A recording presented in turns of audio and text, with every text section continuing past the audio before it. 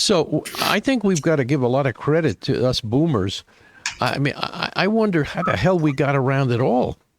I used to drive out to, the end of Long Island, out to the raceway out there. What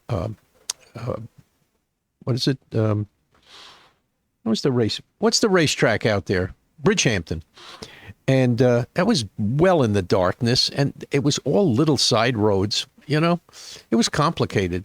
And and there's not a lot of signs either. We used a thing called maps, something I know nobody today even knows what it is. You show a map to a 20-year-old, forget about it. They don't even know what it is.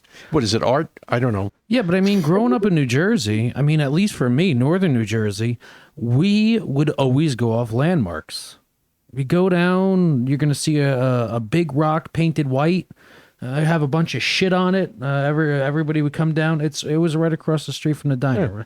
But it was but that was it. That was your landmark. When you go there, if it's on your left, turn left at that intersection. If you're coming down the road and you see a steakhouse and you're approaching that rock, make a right. That was like Stonetown Road or something. And everybody knew. And that's how I got around. That's how I still get around. People ask me, "Oh, do you know where this road is?" I go, I don't know. What the hell is that? Same here. I mean, Chris, a couple years back. Go past the two lakes, and then as you're approaching the second lake, you'll see a clubhouse. Make a right. Oh, yeah, okay. Well, I think that's true of local, directions. But it's not true of things outside your area where you really need to have all of that documentation.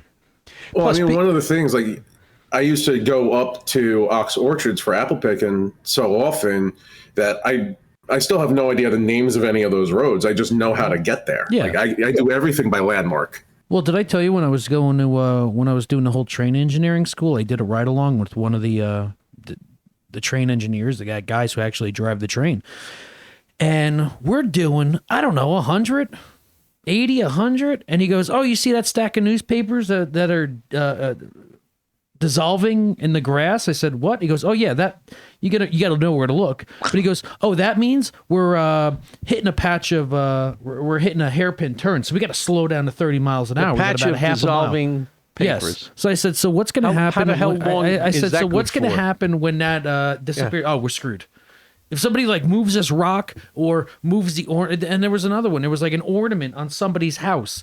That was literally New Jersey's transit indication of we were approaching this train station, and that's how they start slowing down. Yeah, I was like, so if somebody took down their Christmas ornament in July, you're just gonna blow past that train station because I just see that same old house, but no ornament. I guess I gotta keep going. Well, I mean, navigation was always interesting like that. But yeah, so anyway, Montauk is a very, very cool place. Second, 2-story building, very old style, because Montauk was an old fishing community. But you go out there, we'd have the easement to be able to just take the beach, right off the house and go down and get right on the boat and go out fishing all day and whatnot. Now, do you remember when George or your dad, my uncle, your friend, took the boat out for the first time? And I wanted to go when I was all excited. I don't remember if you guys were able to go. I don't remember exactly how it went. But I do remember he spent all afternoon getting the boat ready. He pushed it into the ocean. He launched it off the trailer, pulled it out, and he lost his boat keys. The boat keys fell overboard? The boat keys fell out of his pocket. Yeah, I don't remember that. I know that we rebuilt that boat twice. That's a good one. I didn't remember that one. So it wound up being, it took him a while to find it. He was like, I can't. Well, here you go. Now you can't get the boat out of the water because you got to drive it out. You got to drive it onto the trailer. You can't drive it. You don't have the keys. You can't move it. It's out of the water. Was it the keys for the boat? Yes.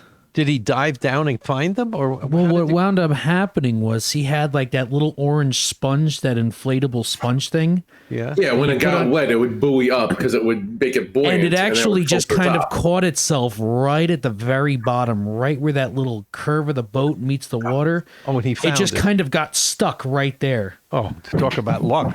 Yeah, no, I remember the key fob buoy that you're talking about. Yeah, but it was after a couple hours of just I don't know what to do. This family trip is over.